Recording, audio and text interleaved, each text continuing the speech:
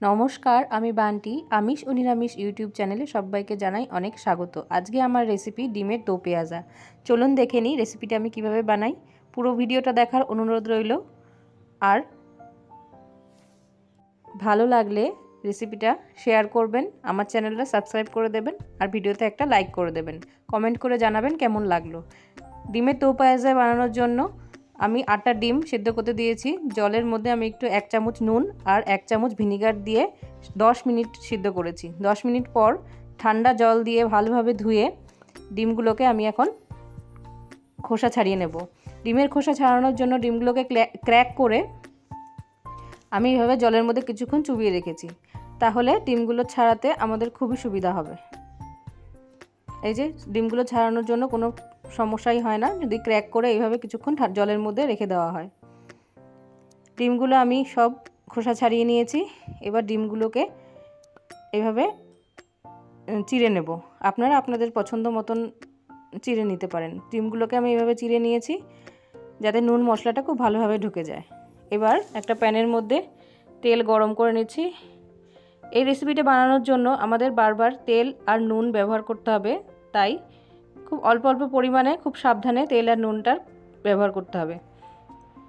অল্প তেলের মধ্যে একটু হলুদ আর একটু কাশ্মীরি লঙ্কার গুঁড়ো দিয়ে ডিমটাকে ভেজে নিলাম। ডিমটাকে ভেজে নামিয়ে রাখলাম।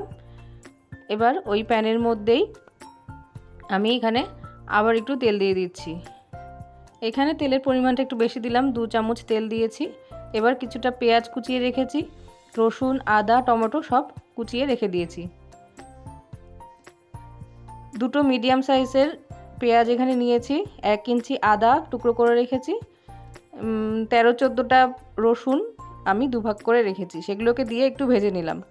ভাজা হয়ে গেলে এর মধ্যে দিলাম 2টো কেটে রাখা টমেটো। এবার দিয়ে দিচ্ছি 1/2 টিস্পুন হলুদ আর স্বাদ মতো ঝাল লঙ্কার গুঁড়ো। আমি এখানে 1.5 টিস্পুন ঝাল লঙ্কার গুঁড়ো ব্যবহার করছি। ঝালটা আপনারা আপনাদের স্বাদ অনুযায়ী দেবেন। এবার খুব ভালোভাবে মশলাটা কষিয়ে আবার একটু এর মধ্যে ধনে গুঁড়ো দিয়ে দিলাম। 1.5 টিস্পুন মতন ধনে গুঁড়ো আমি এখানে দিয়েছি।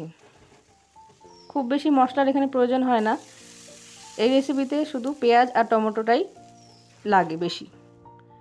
এবার মশলাগুলো যাতে খুব ভালোভাবে মিশে যায় আমি এখানে কিছুটা জল দিয়ে দিলাম। জল দিয়ে কিছুক্ষণ কষিয়ে নেব। তারপর এখানে আমি 1/2 টিস্পুন নুন দিয়ে দিচ্ছি। নুনটা আমাদের বারবার ব্যবহার করতে হবে, তাই বারবার অল্প অল্প করে নুন আমি এখানে দেব।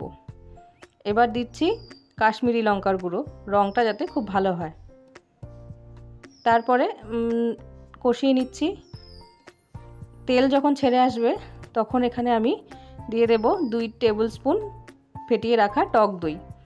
টক দইটা দেওয়ার সময় গ্যাসের ফ্লেমটা সবসময় কমিয়ে দিই, আর টক দইটা দিয়ে কন্টিনিউ নাড়াতে হয়, না হলে দইটা ফেটে যাওয়ার চান্স থাকে। দইটা দিয়ে ভালোভাবে কষিয়ে যখন তেল ছেড়ে আসবে তখন এই মশলাটা একটা পাত্রের মধ্যে আমি ঠান্ডা করার জন্য রেখে দেব। তারপরে ঠান্ডা হয়ে গেলে মিক্সিতে পেস্ট করে নেব। ডিমের দো পেঁয়াজার জন্য ফার্স্ট পেঁয়াজ আমাদের তৈরি হয়ে গেছে, এটাকে পেস্ট করে নেব ঠান্ডা হলে। এবার আমাদের সেকেন্ড পেঁয়াজের জন্য 4টে ছোট সাইজের পেঁয়াজ নিয়েছি আর 2টো মিডিয়াম টমেটো নিয়েছি। পেঁয়াজগুলোকে আমি 4 ভাগ করে পাপড়ি ছাড়িয়ে নেব, আর টমেটোগুলোকেও 4 ভাগ করে কেটে নেব, আর বীজটা মাঝখানের বীজটা ছাড়িয়ে নিচ্ছি।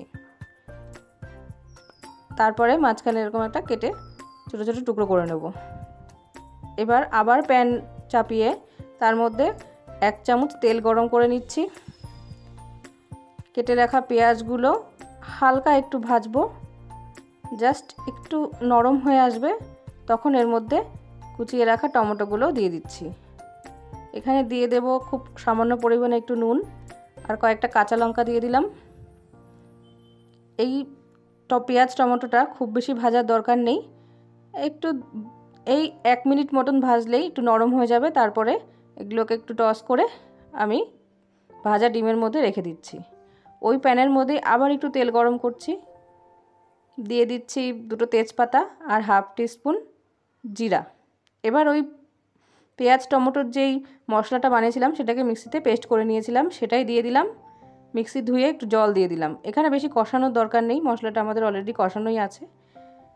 তারপরে ডিম আর পেঁয়াজ, টমেটো, কাঁচা লঙ্কা ভাজাটা গ্রেভির মধ্যে দিয়ে দিলাম। গ্রেভিটা আপনারা আপনাদের পছন্দ অনুযায়ী রাখবেন, এইরকমও রাখতে পারেন, আবার একটু বেশি গ্রেভি চাইলে গরম জল দিয়ে গ্রেভি তৈরি করে নিতে পারেন আমার মতো। আমি এখানে আবার হাফ টিস্পুন নুন দিলাম। এই পর্যায়ে নুনটা আপনারা টেস্ট করে দেবেন, যদি প্রয়োজন হয় তাহলেই দেবেন, না হলে দেওয়ার দরকার নেই। ব্যাস তৈরি হয়ে গেছে আমাদের ডিমের দো পেঁয়াজা। এই রেসিপিটা রুটি পরোটার সাথে তো ভালো লাগেই, নানের সাথে দারুণ লাগে খেতে। আমার চ্যানেলে নানের রেসিপি দেওয়া আছে, আপনারা গিয়ে দেখে নেবেন। ভিডিওটা দেখার জন্য অনেক অনেক ধন্যবাদ। আমার চ্যানেলটা সাবস্ক্রাইব করবেন, আমার পাশে থাকবেন আর ভালো থাকবেন।